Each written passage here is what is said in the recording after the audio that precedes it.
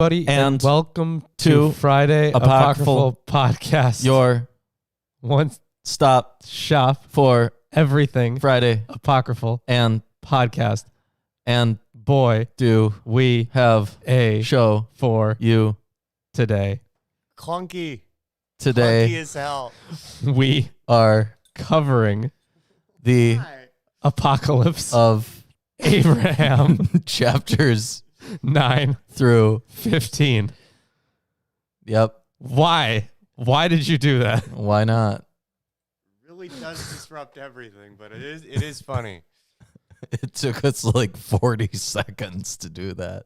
Yeah, exactly. Now, how long would it have taken if you planned that out? Didn't do that? Like 30 seconds, maybe. A little bit less. Yeah. Probably, yeah. Probably. Well, I have the Old Testament Apocrypha, James H. Charlesworth edition. And that's volume 1. Yes. There are Apocalyptic 2 volumes. literature and testaments. Yeah. And I mean, at some point we might get to volume 2. All the interesting stuff is in volume 1. Volume 2 is a bunch of shit. Yeah, expansions of the Old Testament, wisdom, philosophical literature, prayers, psalms, odes. And it doesn't even have Maimonides in it. So how is it really philosophical literature? Because that's not technically apocryphal. No, but it is philosophical. It is philosophical. This is also not apocryphal. This is pseudepigraphal. Yeah, so it's not pseudepigraphal either, actually. How awful.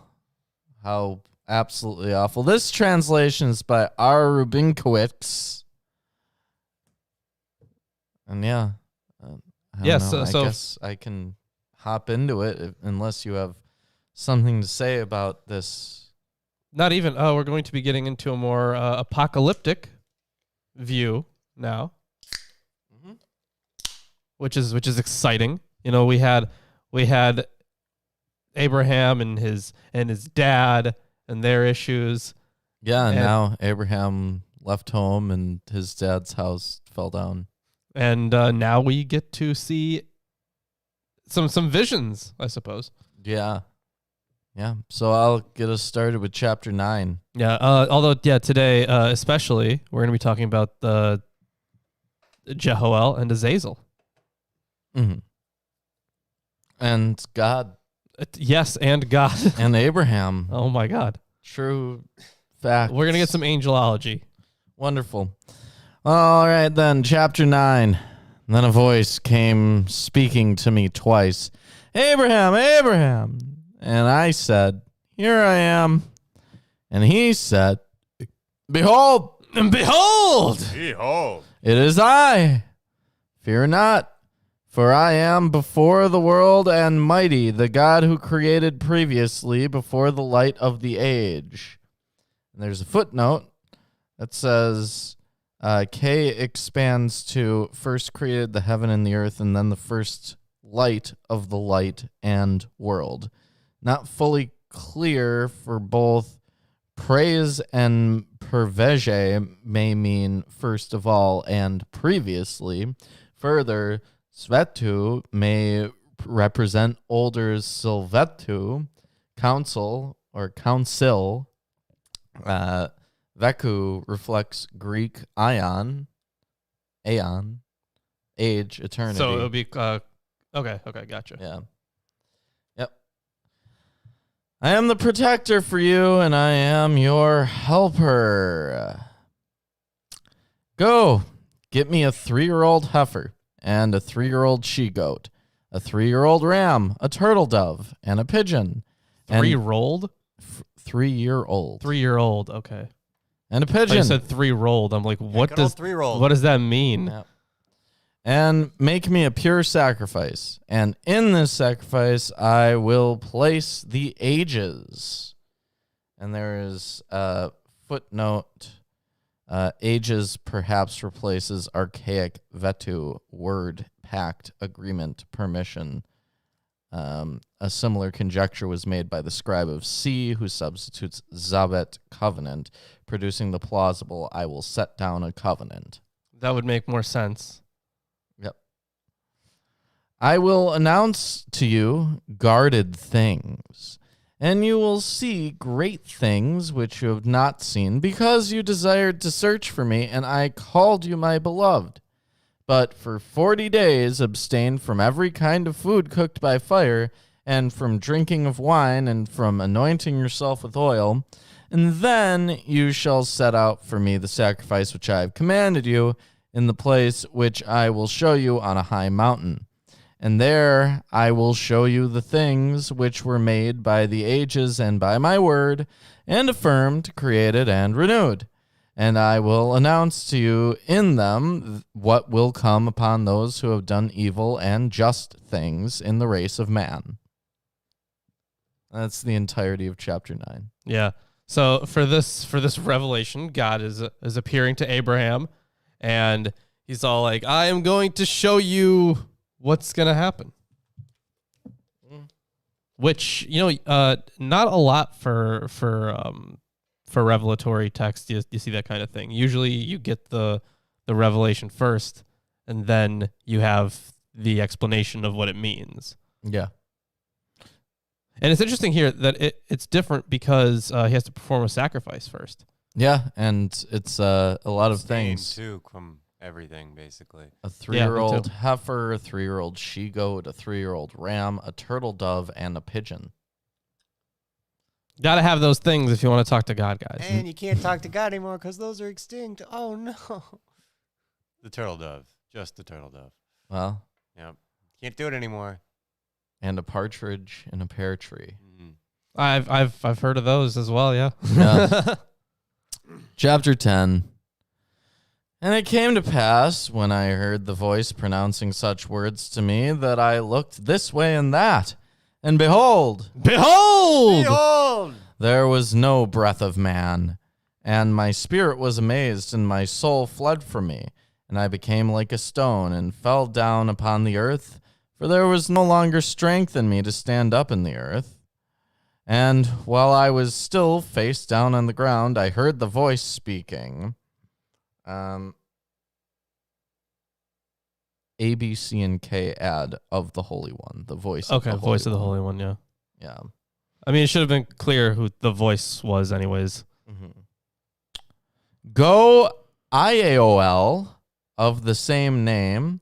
Yeah, I think that would be Jehoel. Jehoel or... Yeah. Slavic Ioilu Tzize can be restored from the variants here, and at verse 10:8, 13:1, and 17:7. The element il in the angel's name shows Greek mediation, with L for Hebrew. Oh, I see. Okay. Yeah. Through the mediation of my ineffable name, consecrate this man for me and strengthen him against his trembling. The angel he sent to me in the likeness of a man came, and he took me So God by my right God, hand and stood me on my feet. So God isn't even allowed to say his own name? No. It's ineffable. Yeah, I guess. It's impossible to say. Well, damn. You'd think God would be able to do that. You know, you could say it, but they'd have to remove your tongue. Oh, bummer. And he said to me, stand up, Abraham, friend of God who has loved you. Let human trembling not enfold you. So I guess Abraham is a member of the Friends of God. Well, as I of mean, this point. Yeah. He's very close to God, I guess. Yeah. After listening to him once. For lo, he did all that other stuff earlier. I mean, he sold some things and complained about idols. Yeah, exactly. He complained about idols. That was the thing. That's how you earn friendship with God. I guess. Those damn idols. Now we're friends. Now we're friends. God. For lo, I am sent to you to strengthen you and to bless you in the name of God, creator of heavenly and earthly things, who has loved you. Of course, if they were following Second Enoch, they wouldn't say he was the creator of heavenly things. He just made spiritual and visible things physical and visible. Yeah. Yeah. Oof. They should have read Second Enoch. They really should have. The entire story is inconsistent now. Damn it, it's like it was written by different people. Be bold and hasten to him. I am Ioel, and I was called so by him who causes those with me on the seventh expanse on the firmament to shake, a power through the medium of his ineffable name in me. I am the one who has been charged, according to his commandment, to restrain the threats of the living creatures of the cherubim against one another, and I teach those who carry the song through the medium of man's night of the seventh hour. Okay. So is there some drama going on between the cherubim? Is that what I interpreted from that? There's not a footnote on it. Not anything on Really? it. Okay. Perhaps the seventh hour means something.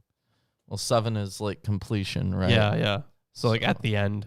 Okay, considering this is supposed to be a revelation about the judgment, right, from the introduction of it, then I would think that the 7th hour would just be like at the end. Yeah. And I guess threats of the living creatures of the cherubim against one another. So this is humans fighting against. Well, living creatures has been used in a whole lot of ways and it has been used to describe things in heaven as well. Like in Revelation, the living creatures are in heaven. And was it used that way in Old Slavonic? Maybe it just completely depends on the words that are used, but I'm saying it doesn't have to be human necessarily. It says, or simply the cherubim, an apposition explaining living creatures. So this might just be referring to cherubim. Okay. So I guess cherubim are arguing or something. Yeah, there's some drama in the between the cherubim. Mm-hmm. I am appointed to hold the Leviathans, because through me is subjugated the attack and menace of every reptile. So, the Leviathan is a reptile, not a fish. Thought it was. There you go. See, people got to read the Apocalypse of Abraham. And then they would know that the Leviathan is multiple Leviathans. Yeah. And reptiles. I am ordered to loosen Hades and to destroy those who wondered at the dead. The sentence is clear but offers no clue as to why these people merit destruction. Wonder might also be astonished. It often renders Greek thaumazein. Perhaps the Greek version of the Apocalypse of Abraham had a related verb or phrase denoting some wonder working that involved corpses. So, necromancers. I mean, I don't think it has to be necromancers. It would be cooler if it were necromancers. Well, wonder working that involves corpses is necromancy. Sure, but that was specifically he said with the Greek, right? But from the translation that we have, and I think it's from the Slavonic because that's what we have. Right. We only have the Slavonic, and it's only posited that it came from an earlier Greek version. Yeah. So that is an interesting verse. People have marveled at the dead plenty.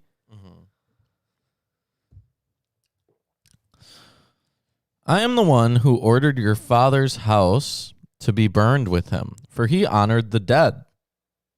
I guess that's like worshiping the dead. Yeah. Though it didn't really say that. It doesn't have to. He was an idolater. So maybe these are dead gods. Or unliving gods. Gods that don't have life. Idols that can't move. They're not living. That is possible. Last time we talked a lot about that.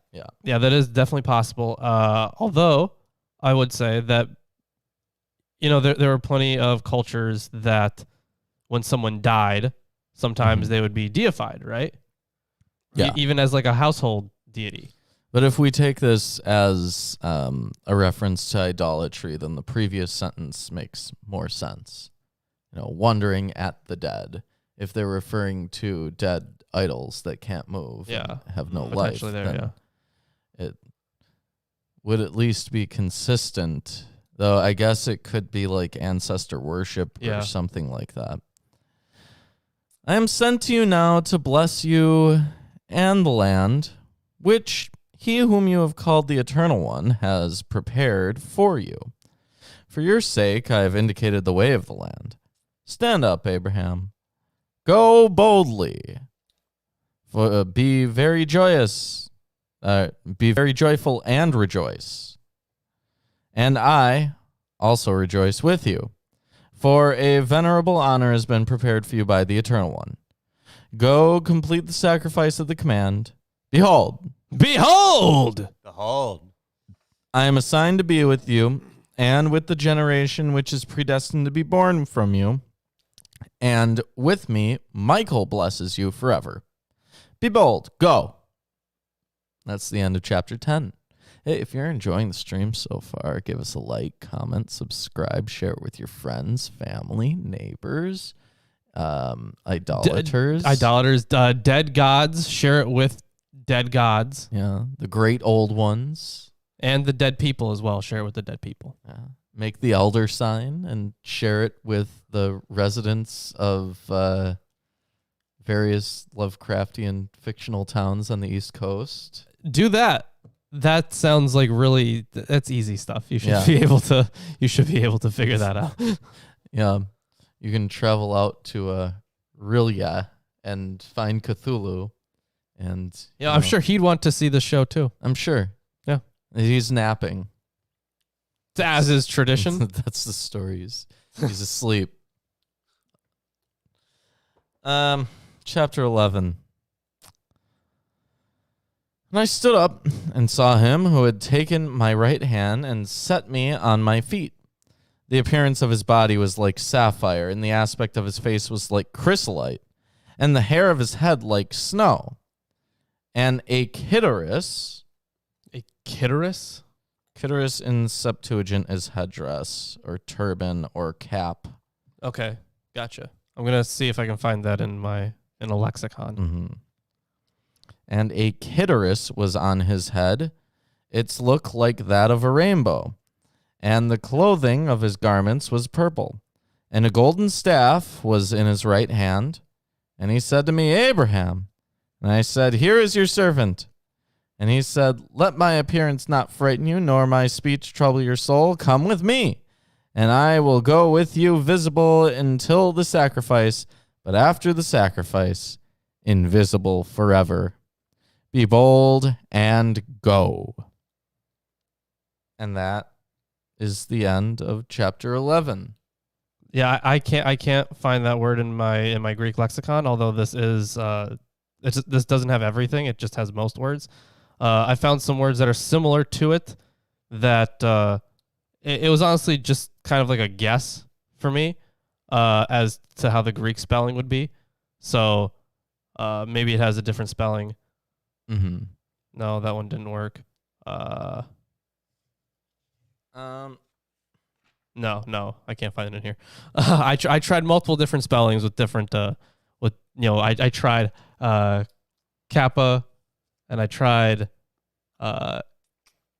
chi or chi. I don't know how the letter it actually is. It's a weird one. I just know how to pronounce it. And yeah, I tried a good bit of letters to start it off, and then like a good bit of vowels because some of them can be interchangeable. So great. I mean, I can take the rest, I guess. Yeah. There's really not much in. Thank you. All right, so now we're on to chapter 12, right? Yes. Okay, great. And we went, the two of us, alone together, 40 days and 40 days and nights. And I ate no bread and drank no water, because my food was to see the angel who was with me, and his discourse with me was my drink. That all right, I guess. Aren't there? He's living on life, I guess. Yeah, I mean, I guess divine power means that you don't need to eat or drink. Well, no, you don't. Because even though there was that commentary that we read that had manna as angel food, Yeah. so That was from Jubilees. it was, yeah.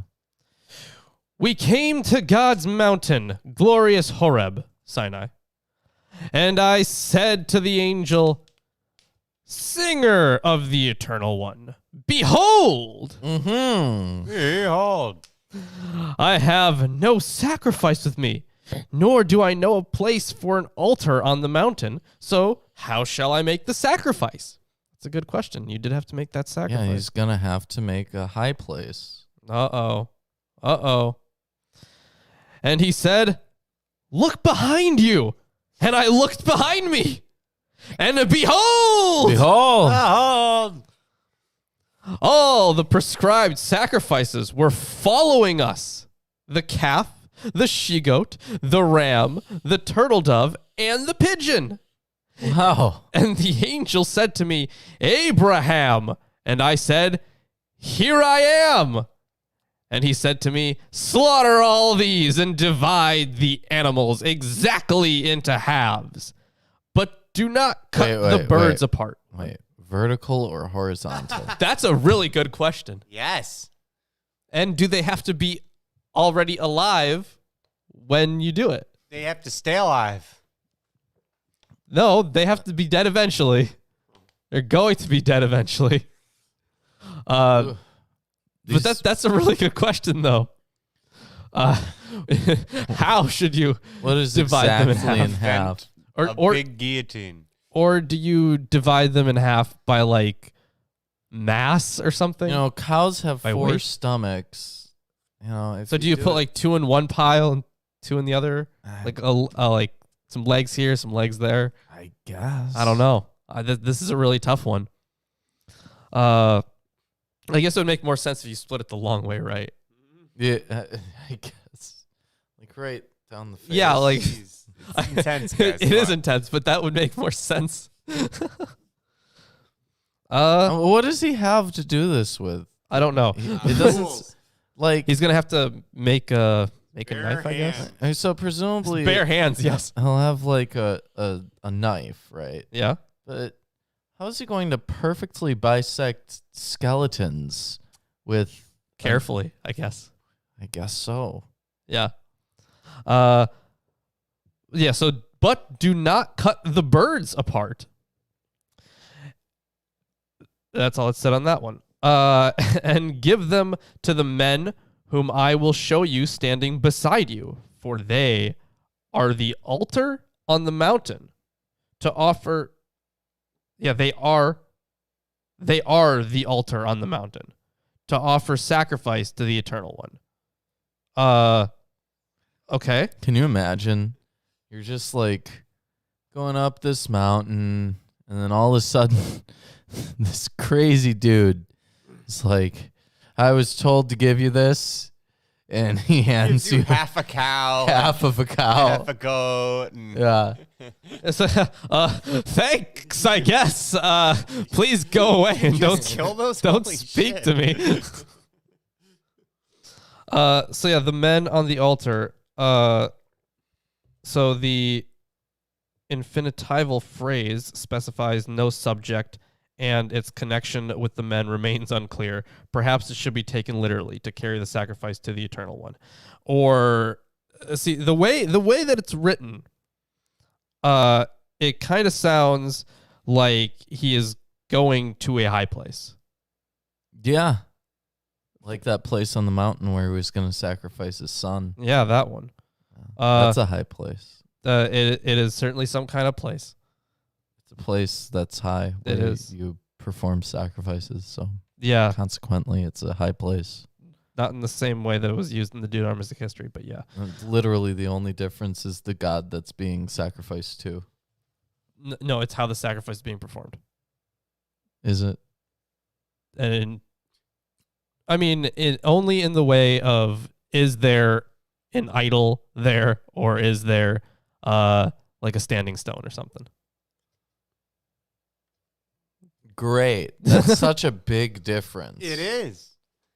God doesn't give a shit about standing stones, but he hates idols. No. The standing stones are the high places. Okay, never mind. I give up.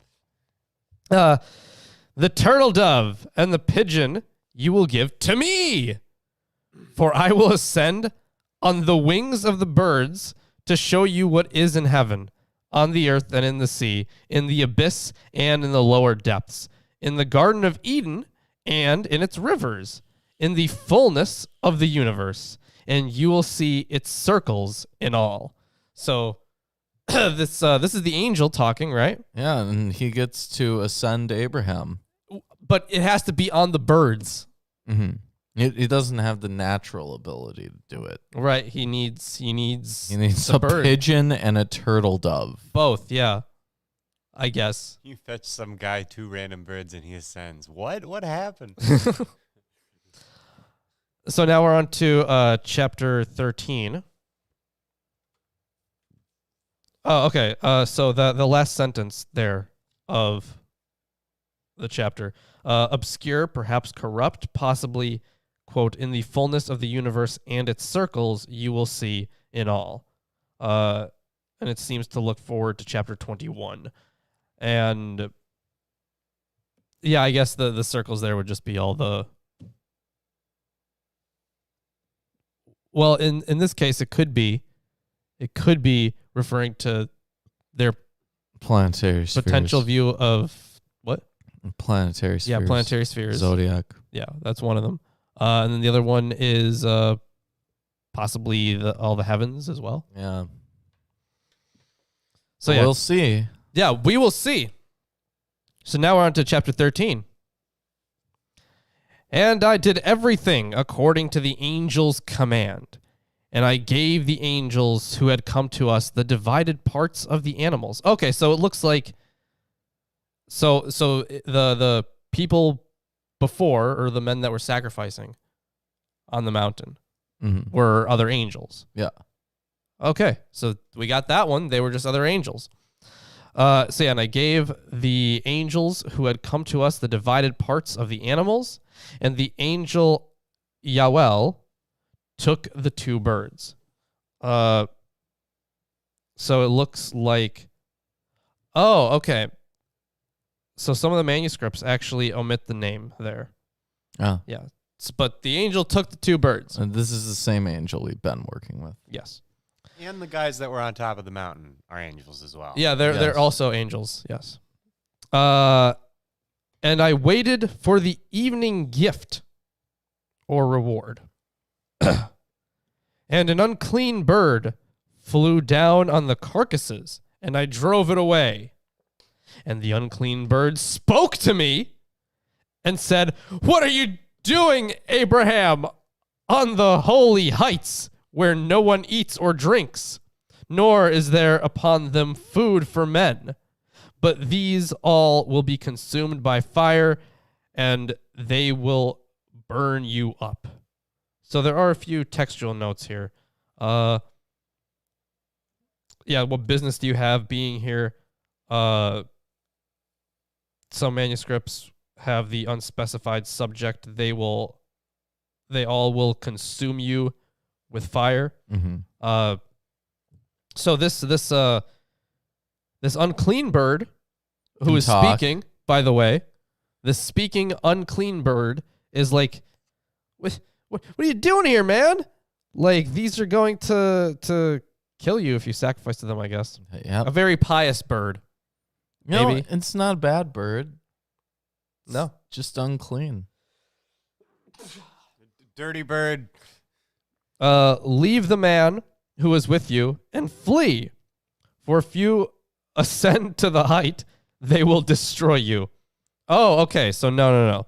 This bird is worried that if Abraham ascends, something bad's gonna happen to him. Yeah. So he is worried that the sacrifices to Yahweh, the true God, are bad. So Yeah. this is a very not a pious bird here. No. This is a horrible bird. Not only unclean in meat, but also in spirit. It doesn't like Yahweh at all. No, it doesn't. Bitch bird. And it came to pass when I saw the bird speaking, I said this to the angel, "What is this, my lord?"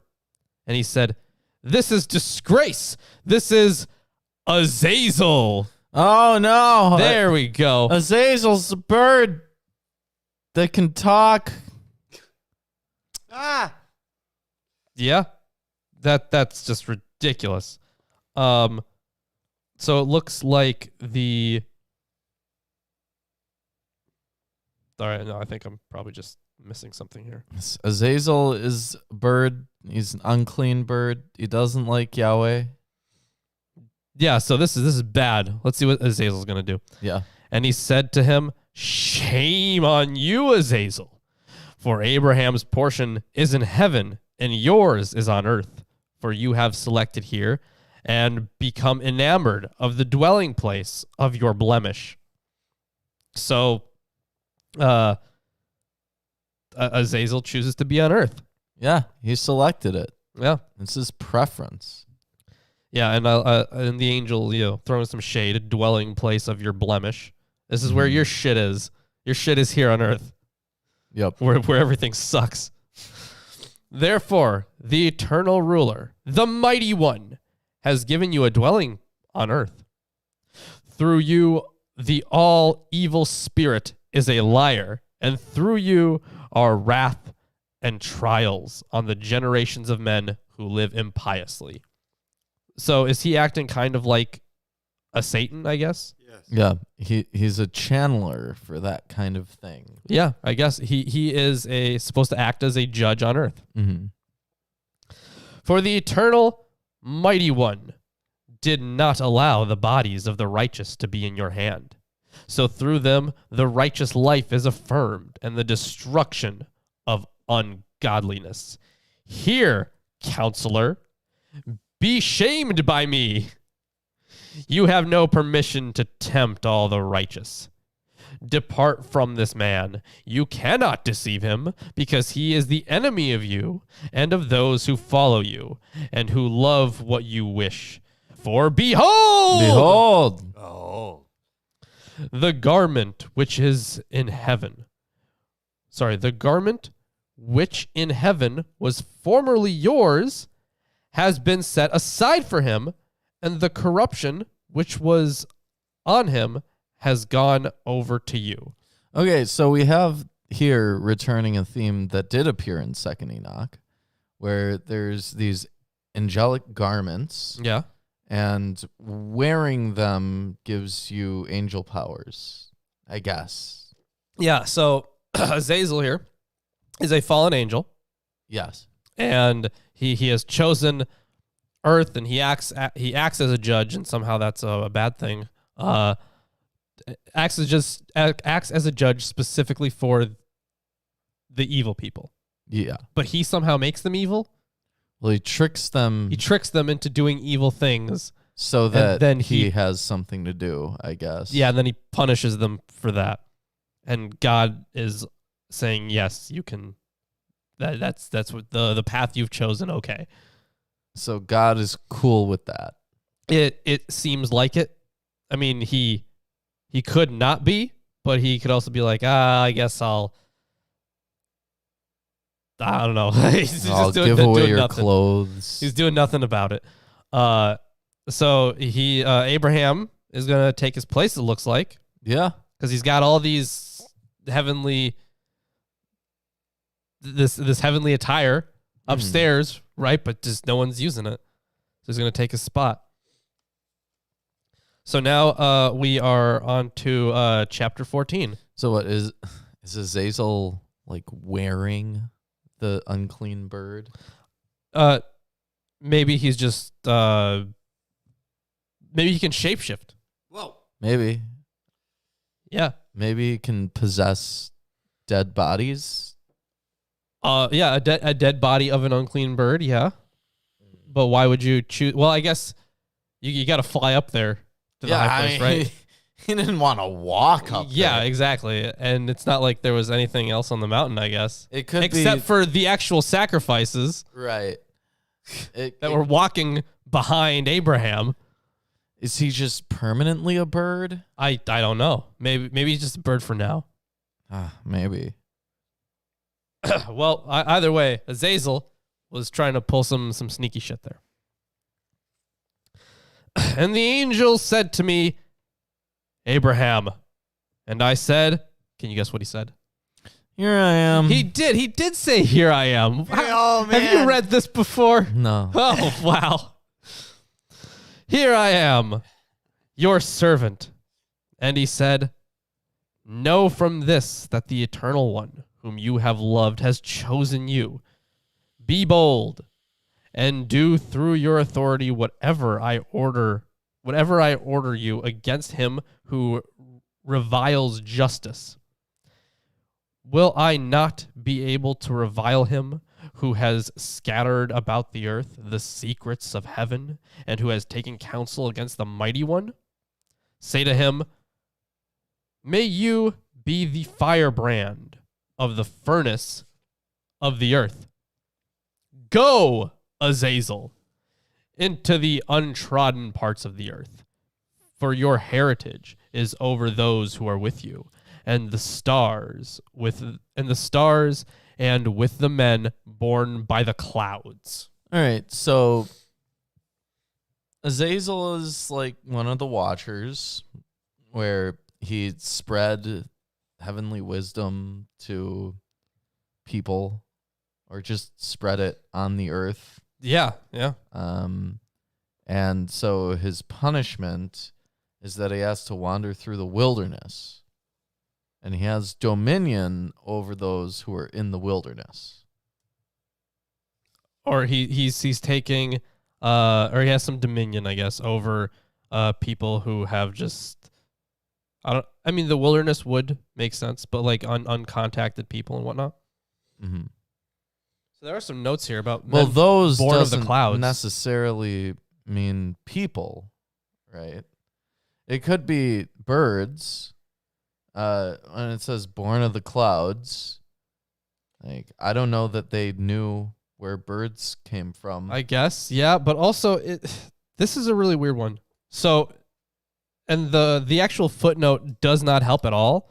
So it does say like the men born by the clouds, and then it says, i.e., men to whom the clouds gave birth. That's just saying the same thing again. Thanks, footnotes. Men born by the clouds, whose portion you are. Indeed. Maybe it might make some sense because it's the divine air or breath that causes Adam to come into existence, right? Or at least to be given life. Yeah. Right? So they might think that like non-divine air from the clouds could be the source of some other human beings. Maybe. But I'm going to hope that there is more stuff about these men from the clouds. It might be oh my God, wait. What if they were all the other bad angels? It could be the other bad angels, but were they born of the clouds? Probably not, but considering for your heritage is over those who are with you, mm-hmm. with the stars, and with the men born by the clouds. So maybe that's a reference to the offspring of maybe the fallen angels. So like the Nephilim and the giants. Yeah. Because they would be born of the clouds, given that their patronage would be from angelic beings.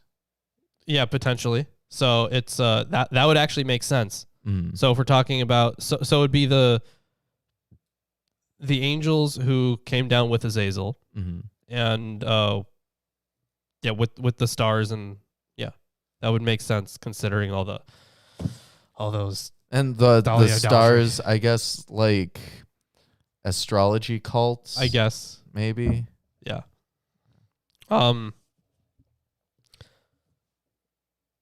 Yeah, whose portion you are, indeed they exist through your being. Enmity is for you a pious act. Therefore, through your own destruction, be gone from me. Be gone. Be gone. And I said the words as the angel had taught me. And he said, Abraham. And I said, I'm here. Yeah, It's me. here. Yeah. What do you want? that was very close. He said, here I am, Oh. your servant. Oof. And the angel said to me, answer him not. Don't even justify him with a response. Now, apparently, some of these verses, looks like verses 6 through 14, are actually omitted by one of the manuscripts, which has only, and the angel said to me, answer him not. Yeah, so answer him not. And he spoke to me a second time, and the angel said, now whatever he says to you, answer him not, lest his will run up to you. For the eternal, mighty one gave him the gravity and the will. So Probably the Greek baros, but for Hebrew, kebed, I guess, maybe, honor or glory. okay. So the gravity. The gravity. Basically, It's in the gravity of the situation. it's saying, like, don't talk to Azazel because Azazel can convince you. He has the power to convince you of things. Yeah, like, yeah. Don't, answer him not. Don't, just, Yeah. at this point, can't the angels just take Abraham away? He has the tools right there. He just got the birds, right? Yeah, he could just fly off. Right. And I guess Azazel could follow him, given that he's also a bird. that is true. He can't follow him. But like, is he really allowed up there now? Because they're gonna cover everything, not only the earth, but at least the interpretation you know what? of the heavens. Maybe Azazel's a bird, and they needed the birds. Well, first of all, because there's parallelism between the clean birds and the unclean bird. Yeah. But also, maybe Azazel is capable of possessing the body of a bird. And this is how angels get to and from places, is they possess the bodies of birds. Oh shit, that'd be kind of a cool one.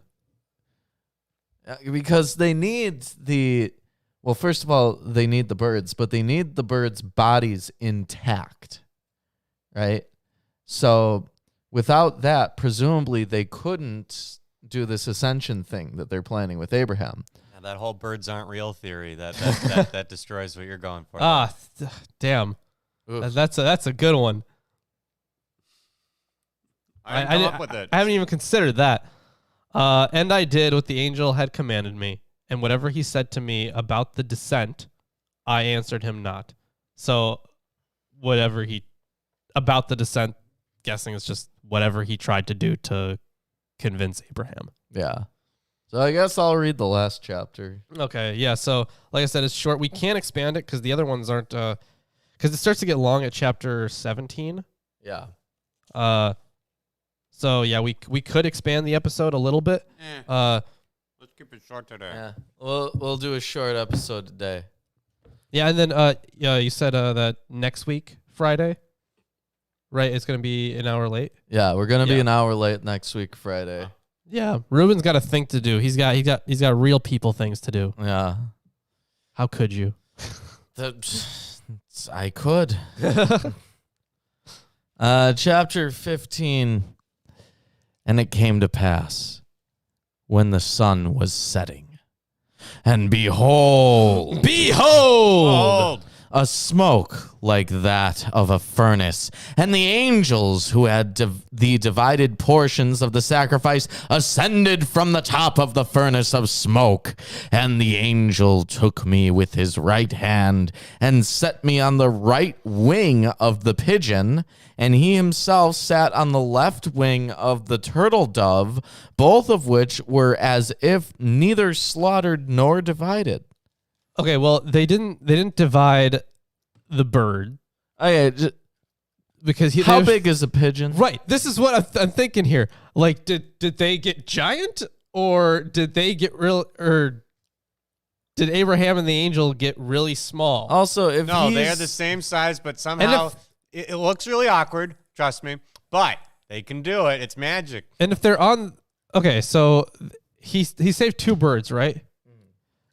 I was thinking, one is for the angel and one is for Abraham, which is But what no. happens. No, this is on No, the same. Abraham is on the right wing of the pigeon, Oh, and the okay. angel is on the left wing of the turtle dove. Okay. That's weird. Yeah. This whole thing's super weird. Well, yeah, obviously the so- whole thing is weird. They're riding the wings I'm of guessing pigeons. That That are cut they in like half. daisy. They're not. They're not. But They're they're not. not anymore. No, they weren't. They They weren't never cut in were. half. They No, were specifically told not to divide the birds. Got it. Okay. Yeah. So what I'm guessing is that they like daisy chained these 2 birds together, and The birds were holding That- wings. the holy smoke is going to allow them to like ascend up the smoke on the birds like a glider. So crazy. How did the other angels get up there? Did they also have birds? Hard You know, work. it doesn't say, at least not so far, what happened to the other angels. It said that they went up too, though. Because Yeah, well, they just ascended from the top of the furnace of smoke. So I guess they can just ride up. Maybe they daisy chain these birds together, and IOL, like, stands on one bird and, like, grabs hold of Abraham so that they can, like, skateboard up the smoke together on the birds. maybe. Yeah. And he carried me up to the edge of the fiery flames, and we ascended, as if carried by many winds to the heaven that is fixed on the expanses. Yeah, so I guess going up along the smoke would make sense there. Yeah, and another term for this is firmament. So Okay. they're riding up to the firmament. And I saw on the air, to whose height we had ascended, a strong light, which cannot be described. But we just know that it's a strong light. Yeah. And behold, Behold! in this light, a fiery Gehenna was enkindled, and a great crowd in the likeness of men. So, of course, Gehenna being in the Bible, Gehenna was, of course, the Valley of Ben Hinnom, and it from the descriptions that we get, it was a place of that's where people sacrificed Children. sacrificed children, but people.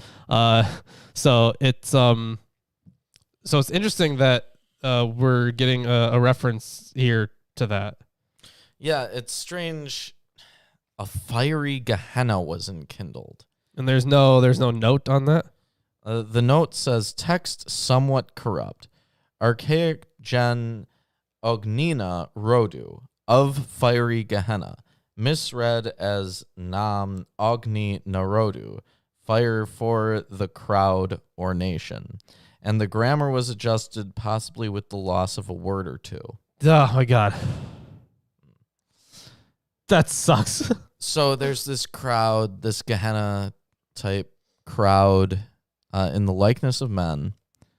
They all were changing in aspect and shape. Okay, so this is they are transforming into angels, it looks like. Oh, is it saying that the men that have the people that have been sacrificed in Gehenna are up here changing into angels? Well, it says They all were changing in aspect and shape, running and changing form, and prostrating themselves and crying aloud words I did not know. That's just surreal. That's kind of spooky.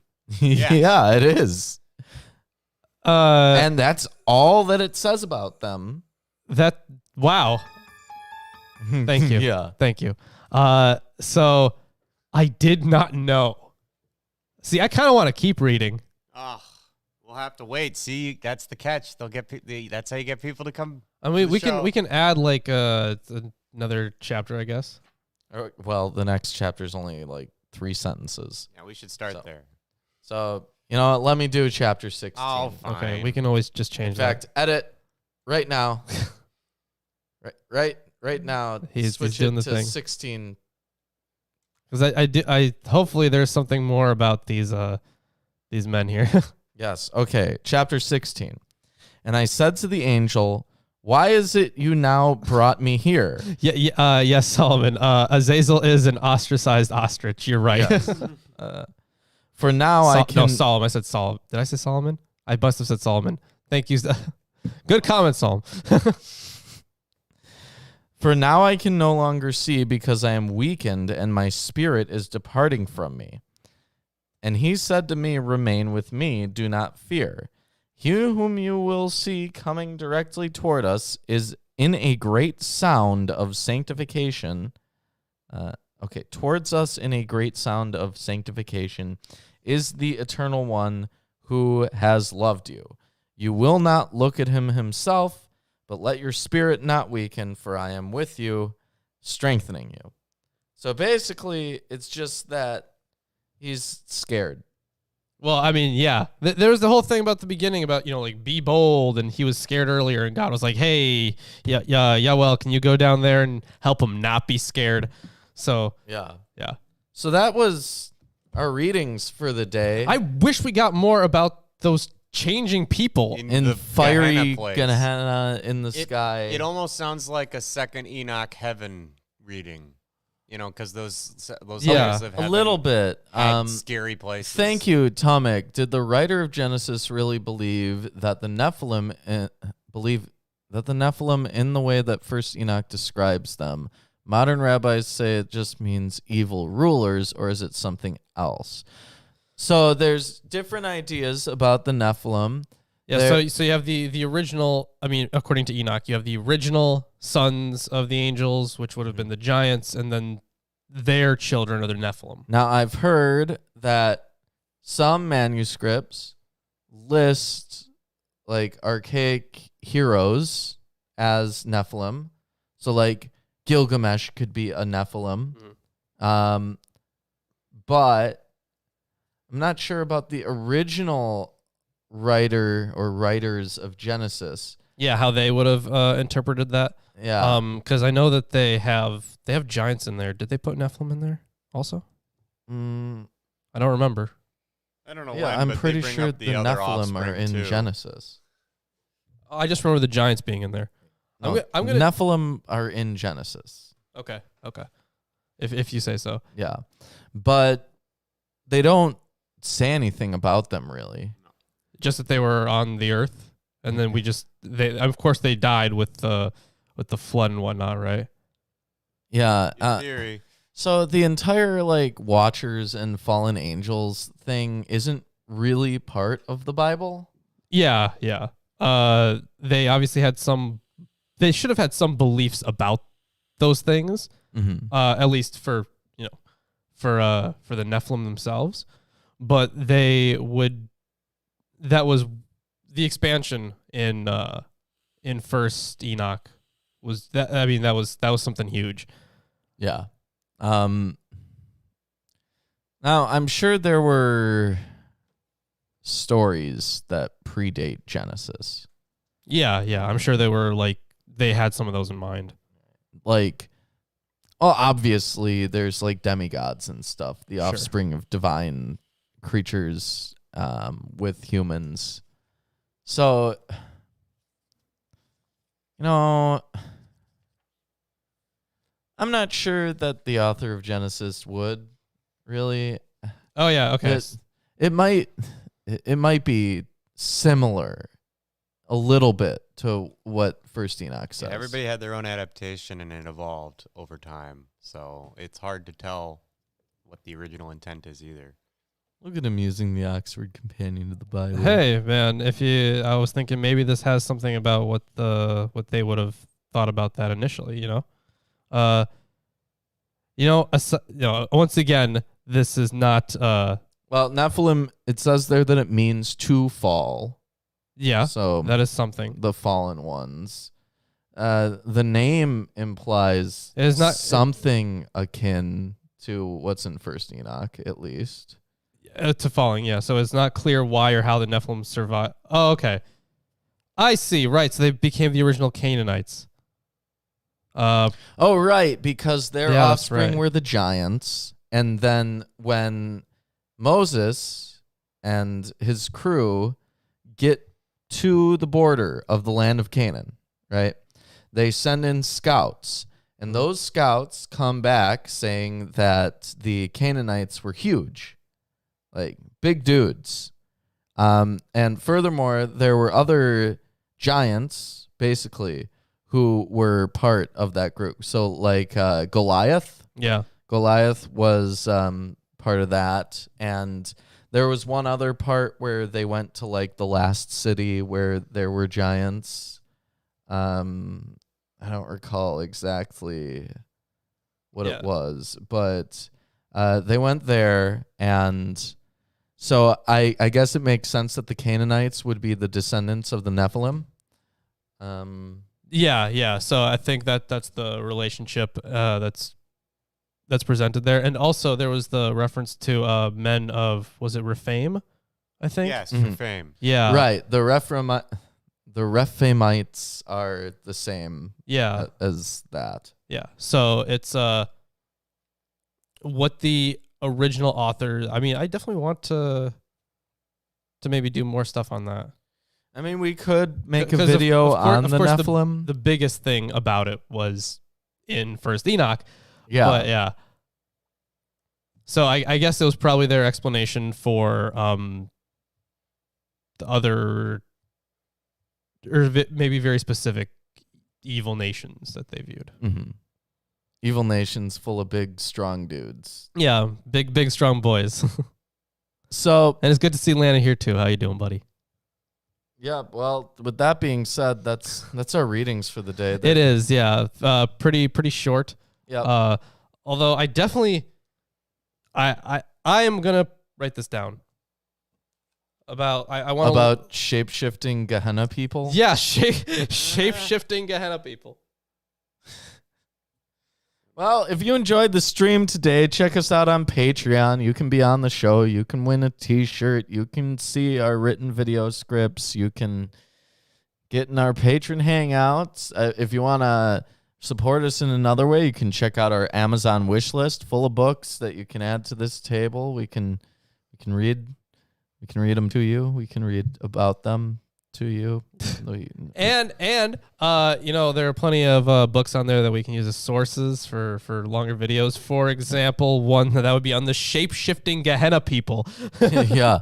I haven't found any of those, but if I do, I'll put them on the list. And then there's books that we just want.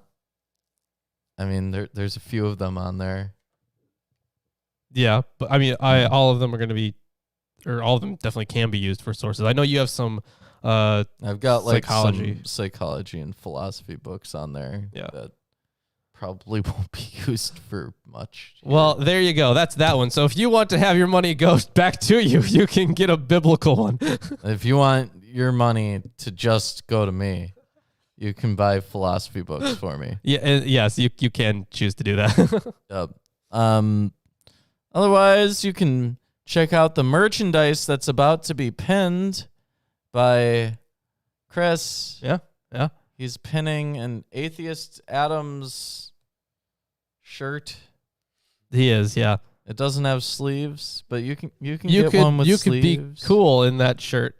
Yeah, you Physically cool. Physically cool. Yep, you can do that. Let's see. Or perhaps you want to win a shirt, so you should become a patron if you want to. I already mentioned you did. Okay, I guess I must have been doing something else. Yeah, you were Bookface, Twitter. rummaging through books and things. Fair enough. Yeah. So we also have Facebook and Twitter. Those are free. Completely free to follow us on those platforms. And that's all of our shilling. Yeah, it is.